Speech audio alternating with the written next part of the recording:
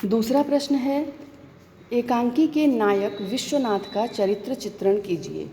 या फिर कहा जाए, नए मेहमान एकांकी के प्रमुख पात्र विश्वनाथ का चरित्र चित्रण कीजिए। उत्तर आपको कैसे लिखना है? सुप्रसिद्ध एकांकीकार उदय शंकर भट्ट के एकांकी नए मेहमान का प्रमुख पात्र विश्वनाथ है। कौन है प्रमुख पात्र? विश्वनाथ। पाठ में भी पढ़ा हमने। वह उन मध्यम वर्गीय नागरिकों का प्रतिनिधित्व करता है जो बड़े बड़े नगरों में कठिनाईपूर्वक, कठिनाई में बड़ी की मात्रा करिए, कठिनाईपूर्वक जीवन व्यतीत करते हैं। उसकी उम्र लगभग 45 वर्ष है और वह गठीले शरीर का, गंभीर, सुसंस्कृत, गेहूँए रंग का व्यक्ति है। क्या बताया गया है उसके बारे में?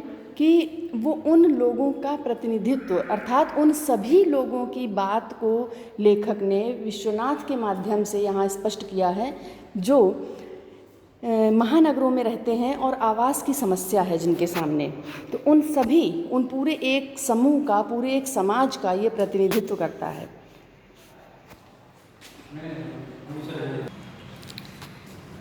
उसकी उम्र कितनी बताई? लगभग 45 वर्ष। और कैसा है वो?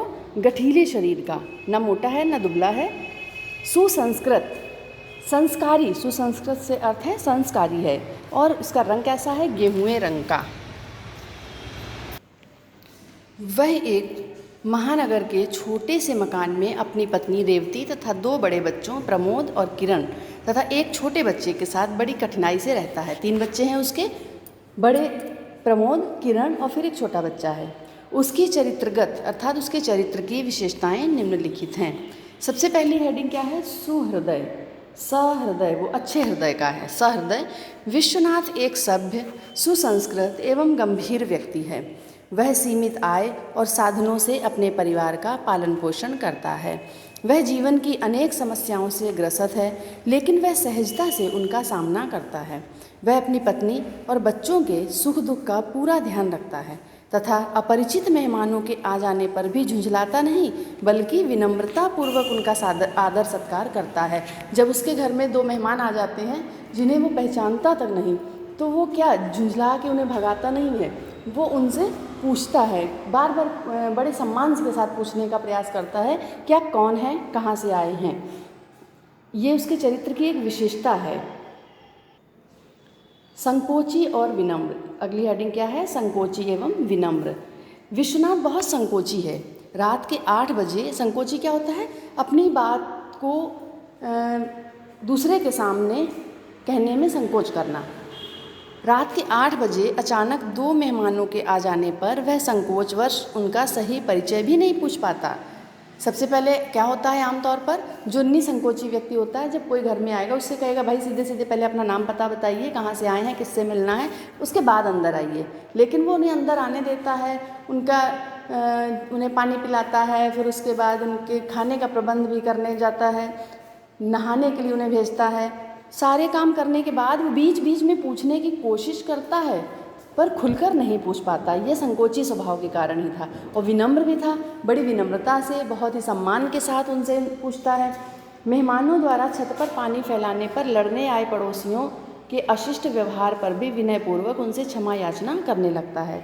जब पड़ोसी उनसे लड़ने आता है तो बड़ी विनम्रता से, बहुत ही कह सकते हैं कि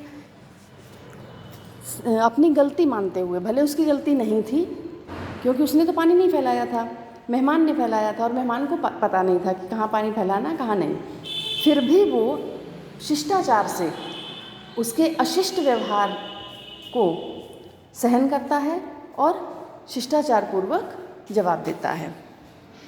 तीसरी हेडिंग है अतिथि सत्कार की भावना। विश्वनाथ की आय और साधन सीमित होते हुए भी उसमें अतिथि सत्कार की भावना विद्यमान है। भले उसके पास सीमित आमदनी थी, साधन भी सीमित थे। आपने पढ़ा कि एक छोटा सा कमरा था, उस छोटे से कमरे में केवल एक बिस्तर था, एक चारपाई और 2 कुर्सियाँ, एक छोटा सा पंखा। उसके बाद भी वो उसी में गुजारा करता है। उसमें अतिथि सत्कार की भावना विद्यमान है। अपरिचित अतिथियों को भी वे परिचितों के समान प्रेम से बैठाकर ठंडा पानी पिलाता है, उनके स्नान का प्रबंध करता है। पत्नी के लिए सिरदर्द के कारण खाना ना बना सकने की स्थिति में वे अतिथियों के लिए बाजार से खाना लाने पर भी तैयार हो जाता है। हास्य विनोद प्रिय। हास्य विनोद प्रिय विश्वनाथ विकट समस्याओं के बीच भी मुस्कुराने का सामर्थ्य रखता है। मेहमानों के जाने के बाद भी जब उसकी पत्नी का भाई आता है, रेवती खाना बनाने के लिए तैयार हो जाती है, तो वह अपनी मुस्कुराहट को रोक नहीं पाता और कहता है, कहो अब, कहो अब। इसी दो शब्दों में ही पूरा वाक्य का अर्थ स्पष्ट हो रहा है कि अभी तक, कहो अब से क्या मतलब है कि अभी तक तो बार बार सिर दर्द बोले जा रही थी, अब भाई आ गया तो कहती है भैया बिना खाना खाए कैसे सोएंगे।